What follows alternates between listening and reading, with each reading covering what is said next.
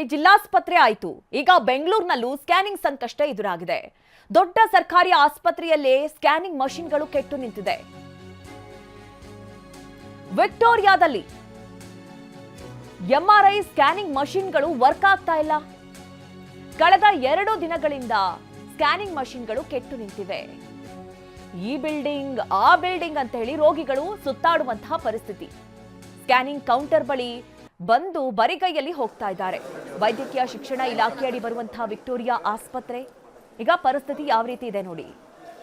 ನಾವು ನಿನ್ನೆಯಿಂದಲೂ ಕೂಡ ಗಮನಿಸ್ತಾ ಇದ್ವಿ, ಹಲವು ಕಡೆಗಳಲ್ಲಿ ಜಿಲ್ಲಾಸ್ಪತ್ರೆಗಳಲ್ಲಿ ಈ ರೀತಿ ಸಿಟಿ ಮತ್ತೆ ಎಂಆರ್ಐ ಸ್ಕ್ಯಾನಿಂಗ್ ಮಷಿನ್ಸ್ಗಳು ವರ್ಕ್ ಆಗ್ತಾ ಇದ್ರು ಕೂಡ ಸರ್ಕಾರದ ವತಿಯಿಂದ ಹಣ ಪಾವತಿ ಆಗಿಲ್ಲ ಅನ್ನುವಂತಹ ಕಾರಣಕ್ಕಾಗಿ ಅಲ್ಲಿ ಕಾರ್ಯವನ್ನ ಕಟ್ ಮಾಡಿದ್ರು. ಯಾವುದೇ ರೋಗಿಗಳಿಗೆ ಸ್ಕ್ಯಾನಿಂಗ್ ಅನ್ನ ಮಾಡ್ತಾ ಇರಲಿಲ್ಲ. ಈ ಬಗ್ಗೆ ಬಡ ರೋಗಿಗಳು ಅಸಮಾಧಾನವನ್ನ ಹೊರಹಾಕಿದ್ರು, ಆಕ್ರೋಶವನ್ನ ವ್ಯಕ್ತಪಡಿಸ್ತಾ ಇದ್ರು.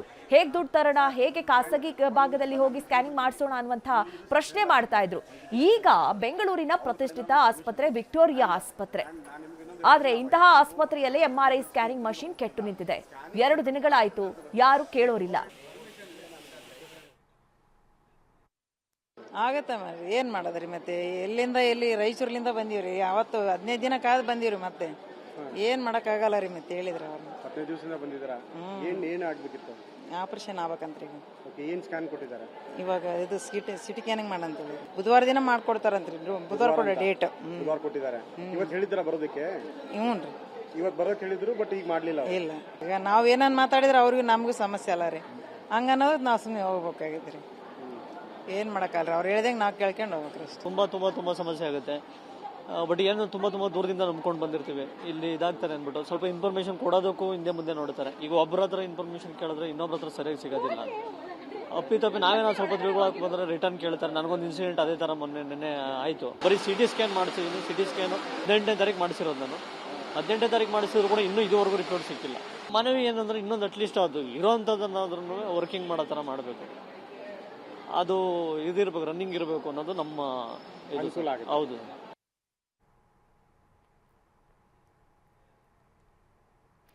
ನೋಡ್ತಾ ಇದ್ವಿ ಯಾವ ರೀತಿ ಬಡ ರೋಗಿಗಳು ತಮ್ಮ ಅಳಲನ್ನ ತೋಡ್ಕೊಳ್ತಾ ಇದ್ರು. ಸಾಕಷ್ಟು ದಿನಗಳಿಂದ ತೊಂದರೆಯನ್ನ ಅನುಭವಿಸ್ತಾ ಇದ್ವಿ. ಆದ್ರೂ ಯಾರು ಕೂಡ ಹೇಳೋರಿಲ್ಲ, ಕೇಳೋರಿಲ್ಲದಂತಾಗಿದೆ ಅಂತ ಹೇಳಿದ್ದಾರೆ.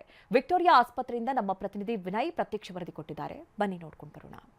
ರಾಜಧಾನಿಯ ಪ್ರತಿಷ್ಠಿತ ಆಸ್ಪತ್ರೆ ವಿಕ್ಟೋರಿಯಾ ಆಸ್ಪತ್ರೆಯಲ್ಲಿ ಸದ್ಯಕ್ಕೆ ಎಂಆರ್ಐ ಮತ್ತು ಸಿಟಿ ಸ್ಕ್ಯಾನ್ ಕೆಟ್ಟು ನಿಂತಿದೆ. ಇದರಿಂದ ರೋಗಿಗಳು ಪರದಾಡ್ತಿರುವಂತಹ ಸಮಸ್ಯೆಗಳು ಕೂಡ ಕಂಡು ಬರ್ತಾ ಇದೆ. ನಾವು ಕೂಡ ಇವತ್ತು ಸುದ್ದಿಯನ್ನು ಮಾಡ್ತಾ ಇದ್ದೀವಿ.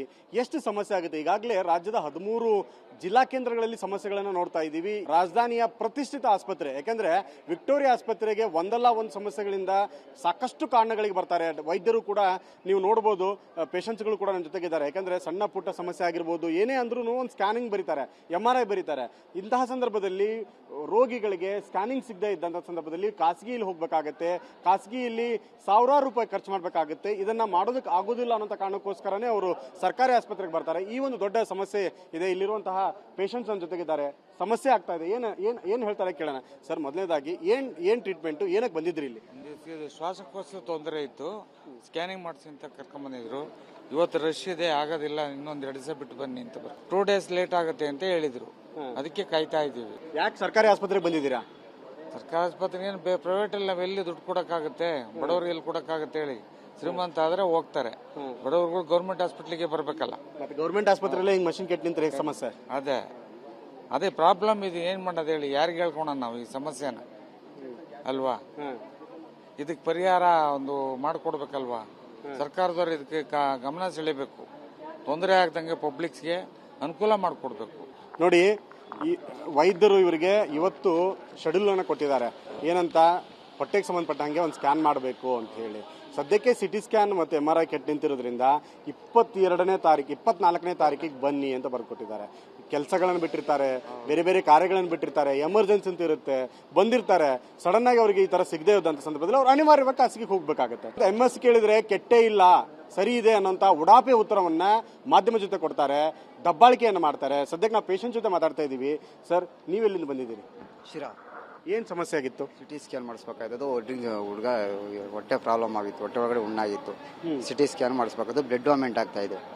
ಬ್ಲಡ್ ಡೊನೇಟ್ ಆಗ್ತಾ ಇತ್ತು. ಅದಕ್ಕೆ ಅವರು ಡಾಕ್ಟರ್ ಏನು ಹೇಳ್ತಾರೆ, ಈಗ ಎಮರ್ಜೆನ್ಸಿ ನೀವು ಮಾಡಿಸ್ಕೊಂಬನ್ನಿ, ಸಿಟಿ ಸ್ಕ್ಯಾನ್ ಮಾಡ್ಕೊಂಬಿಡಿ, ನಾವು ಸರ್ಜರಿ ಹತ್ರ ಡಾಕ್ಟರ್ ಹತ್ರ ತೋರಿಸಿ ಸಿಟಿ ಸ್ಕ್ಯಾನ್ ಮಾಡಿಸ್ಕೊಂಬಂದು ಅಂತ ಹೇಳಿದ್ದಾರೆ ಅವರು. ಹೊರಗಡೆಯಲ್ಲಿ ಪ್ರೈವೇಟ್ ತೋರ್ಸೋಕ್ಕಾಗಲ್ಲ, ಏನೋ ಒಂದು ಸರ್ಕಾರಿ ಆಸ್ಪತ್ರೆ ಅಂತ ಬರ್ತೀವಿ.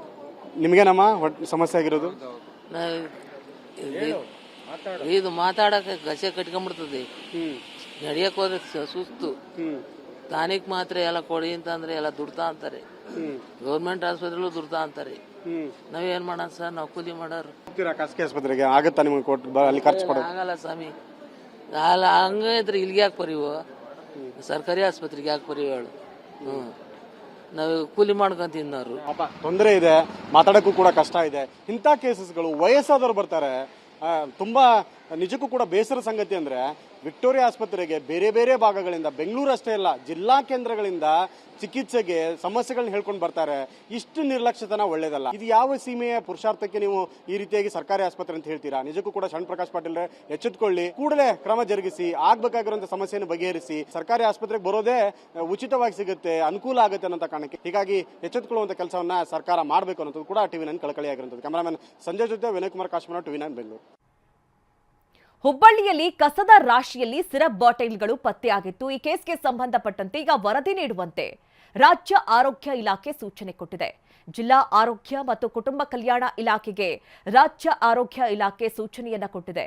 ಕಸದ ರಾಶಿಗೆ ಸಿರಪ್ ಬಾಟಲ್ಗಳನ್ನ ಎಸೆದಿದ್ಯಾರು? ತನಿಖೆ ತೀವ್ರಗೊಳಿಸಿದೆ ಆರೋಗ್ಯ ಇಲಾಖೆ. ಕಸದ ರಾಶಿಯಲ್ಲಿ ಸಿರಪ್ ಬಾಟಲ್ಗಳು ಪತ್ತೆಯಾಗಿತ್ತು. ಹುಬ್ಬಳ್ಳಿ ಕುಂದಗೋಳಕ್ಕೆ ಪೂರೈಕೆ ಆಗ್ತಾ ಇದ್ದಂತಹ ಸಿರಪ್ ಬಾಟಲ್ಗಳಿವು. ಮಕ್ಕಳು, ಗರ್ಭಿಣಿಯರಿಗೆ ಉಚಿತವಾಗಿ ನೀಡಿದ್ದಂತಹ ಸಿರಪ್ ಬಾಟಲ್ಸ್ಗಳು ಮಕ್ಕಳಿಗೆ ನೀಡಿದೆ. ಕಸಕ್ಕೆ ಎಸೆದಿದ್ಯಾಕೆ? ಈ ಬಗ್ಗೆ ಆರೋಗ್ಯ ಇಲಾಖೆ ತನಿಖಾ ವರದಿಯನ್ನ ನೀಡುವಂತೆ ತಿಳಿಸಿದೆ. ನಿನ್ನೆ ಅಷ್ಟೇ ಮೀಟಿಂಗ್ ಮಾಡಿದ್ರು DHO doctor Honakeri. Kundagol, Hubballi PHC ವೈದ್ಯರ ಜೊತೆ ಸಭೆಯನ್ನ ಮಾಡಿದ್ರು. ಆ ಸಭೆಯಲ್ಲಿ ಈಗ ಈ ಒಂದು ಘಟನೆಗೆ ಸಂಬಂಧಪಟ್ಟಂತ ವರದಿಯನ್ನ ಕೇಳಿದ್ದಾರೆ. ಹುಬ್ಬಳ್ಳಿ ಗಬ್ಬೂರ್ ಬರ್ತಕ್ಕಂಥ ಏರಿಯಾದಲ್ಲಿ ನೇಕಾರ್ ನಗರದಲ್ಲಿ iron and folic acid 50 ml ಇರ್ತಕ್ಕಂಥ ಬಾಟ್ಲಿಗಳು ಬೀಸಾಗಿದ್ದಾರೆ ಅಂತ ಸುದ್ದಿ ಬಂತು. ಅವರು ನನಗೆ ಇನ್ಫಾರ್ಮೇಷನ್ ಕೊಟ್ಟ ತಕ್ಷಣ ನಾನು ಅವ್ರಿಗೆ ಹೋಗಿ ವಿಸಿಟ್ ಮಾಡೋಕ್ಕೆ ಹೇಳಿದೆ.